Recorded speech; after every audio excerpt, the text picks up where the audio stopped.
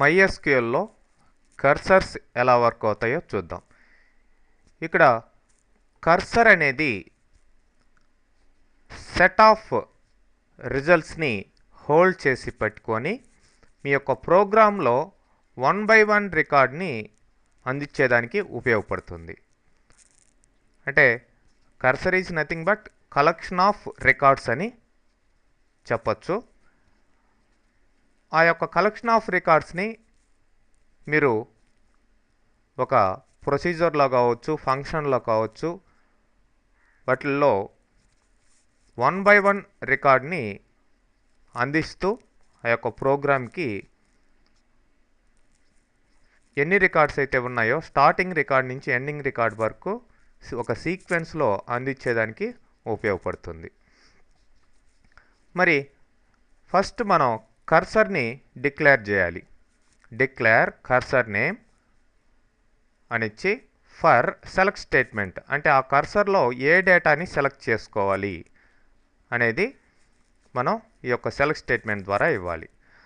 తర్వాత ఆ కర్సర్ని సపోజ్ దాంట్లో 1000 రికార్డ్స్ ఉన్నాయనుకోండి, ఆ యొక్క సెలెక్ట్ స్టేట్మెంట్లో ఆ కర్సర్ మొత్తం 1000 రికార్డ్స్ని పెట్టుకొని ఉంటుంది. మరి ఓపెన్ చేసినప్పుడు ఓపెన్ స్టేట్మెంట్ ద్వారా మనం కర్సర్ని ఓపెన్ చేసినప్పుడు మనం దాంట్లో ఉండే ఒక్కొక్క రికార్డ్ని ఫెచ్ స్టేట్మెంట్ ద్వారా లోకల్ వేరియబుల్లోకి మనం తీసుకోవచ్చు. ఒక్కొక్క రికార్డులో ఉన్న డేటాని మనం లోకల్ వేరియబుల్స్ లిస్ట్లోకి తీసుకోవచ్చు. మరి అట్లా కంటిన్యూస్గా మనం ఫెచ్ చేసుకుంటూ పోవచ్చు. ఫైనల్గా మనం కర్సర్ని క్లోజ్ చేయడం అనేది జరుగుతుంది. మరి ఈ యొక్క రికార్డ్స్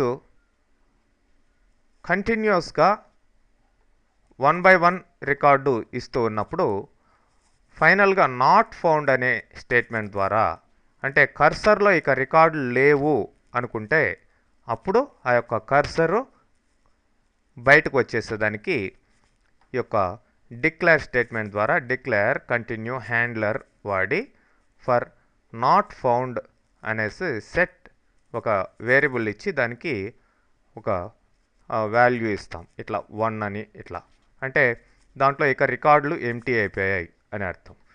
సింపుల్గా చూసినట్లయితే కర్సర్ ఇలా ఉంటుంది. ఫస్ట్ డిక్లేర్ చేస్తాం, దాన్ని ఓపెన్ చేస్తాం. ఈ యొక్క రికార్డ్స్ ఉన్నంత వరకు 1 by 1 రికార్డు ఫెచ్ అవుతూ ఉంటుంది. ఎంటీ అయిపోతే క్లోజ్ అయిపోతుంది. ఎంటీ అయిపోయినాయా లేదా అనేది ఈ యొక్క నాట్ ఫౌండ్ ద్వారా తెలుస్తుంది అన్నమాట.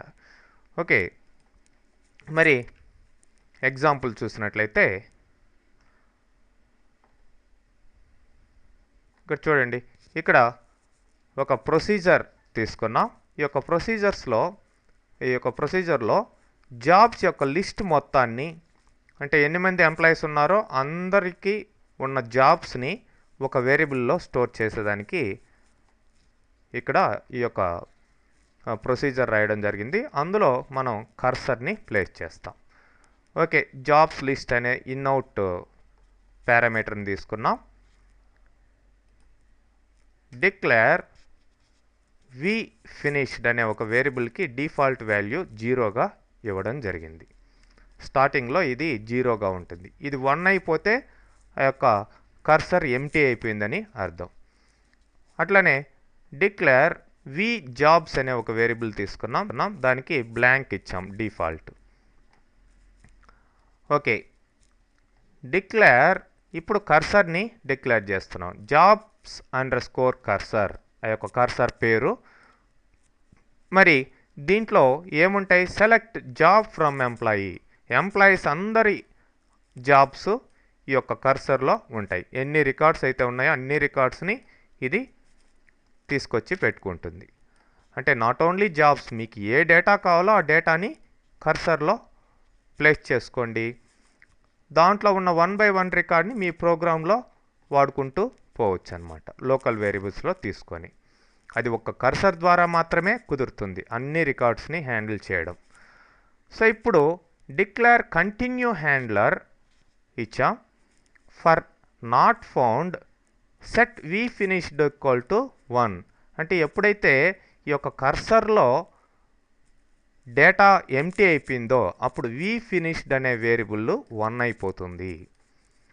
ఓకే, అదనమాట ఇక్కడ హ్యాండ్లర్ కంటిన్యూ హ్యాండ్లర్ని డిక్లేర్ చేయడం జరిగింది.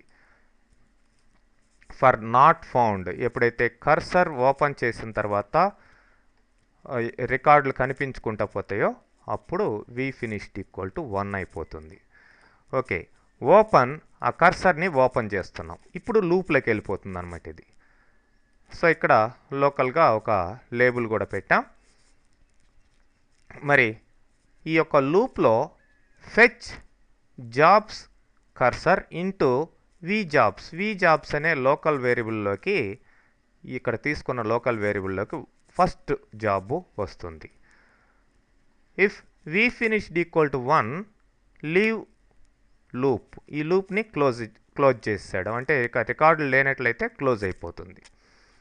ఓకే, ఎనీవే ఒక్కొక్క జాబు ఈ యొక్క v_జాబ్ అనే దాంట్లోకి వస్తుంది. తర్వాత ఈ యొక్క లిస్ట్ని మనం బుల్డ్ చేస్తున్నాం. ఇక్కడ కన్క్యాట్ అని చెప్పేసి ఇట్లా కన్క్యాట్ చేసుకుంటూ వెళ్తాం. జాబ్ లిస్ట్ని కన్క్యాట్నేట్ చేస్తాం.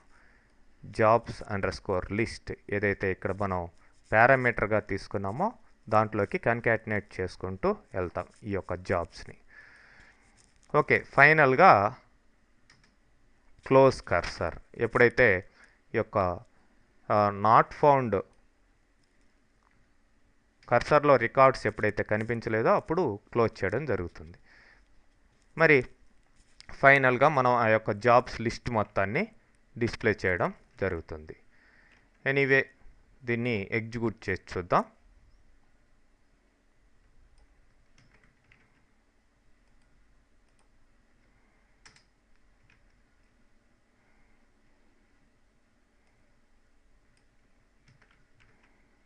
దాన్ని కాల్ చేద్దాం. చూడండి, ఈ యొక్క వేరియబుల్లోకి అన్ని జాబ్స్ కూడా వరుసగా రావడం జరిగింది. సో ఇక్కడ జస్ట్ జాబ్స్ని కన్కాటినేట్ చేశాను. అలా కాకుండా మీరు దాంట్లో ఉన్న శాలరీస్ తీసుకోవడం, ఒక్కొక్క శాలరీని బట్టి గ్రేడ్స్ని క్యాల్కులేట్ చేసి వేరే టేబుల్లో ఆ యొక్క గ్రేడ్లు పెట్టడం, ఇట్లాంటివంతా చాలా వర్క్లు కర్సర్ ద్వారా చేయొచ్చు అనమాట.